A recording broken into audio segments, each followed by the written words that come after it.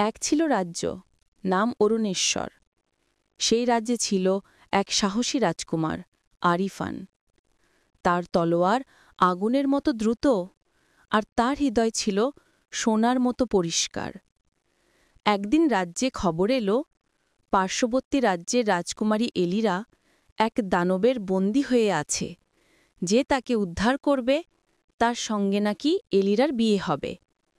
আরিফান রাজকুমার এলিরাকে কখনো দেখেনি, কিন্তু তার সৌন্দর্যের গল্প সারা দেশে ছড়িয়ে। রাতের চাঁদের আলো তার সামনে ফিকে হয়ে যায়। রাজকুমার ভাবল, যদি আমি তাকে বাঁচাতে পারি, রাজ্যও বাঁচবে, আর আমি পাব সত্যিকারের প্রেম। যুদ্ধের আগুন। আরিফান একাই রওনা দিল অন্ধকার পাহাড়ের দিকে। সেখানে দাঁতাল দানব, ছায়ার সৈন্যদল, আর ভয়ঙ্কর অন্ধকারে বন্দী রাজকুমারী। রাজকুমার দানবের সাথে যুদ্ধ শুরু করল।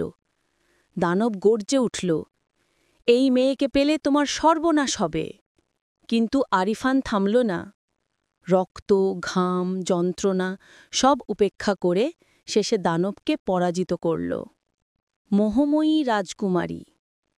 রাজকুমারীর কাছে যেতেই তার রূপ দেখে আরিফানের মনে ঝড় উঠল। চোখজোড়া গভীর, ঠোঁট গোলাপি, কথা বললেই মনে হয় জাদু ঝরে পড়ছে। এলিরা মৃদু হেসে বলল, তুমি আমাকে বাঁচালে, এখন আমার হৃদয় তোমার। আরিফানও প্রেমে পড়ে গেল। দুজন ফেরার পথে হাত ধরে হাঁটল, এমনভাবে যেন দুনিয়ার আর কেউ নেই। অভিশপ্ত সত্য। রাজপ্রাসাদে পৌঁছনোর রাতেই এলিরা তাকে বলল, তুমি আমার একটি কথা শুনবে? আরিফান চোছে প্রেম নিয়ে বলল, তুমি যা চাও তাই করব।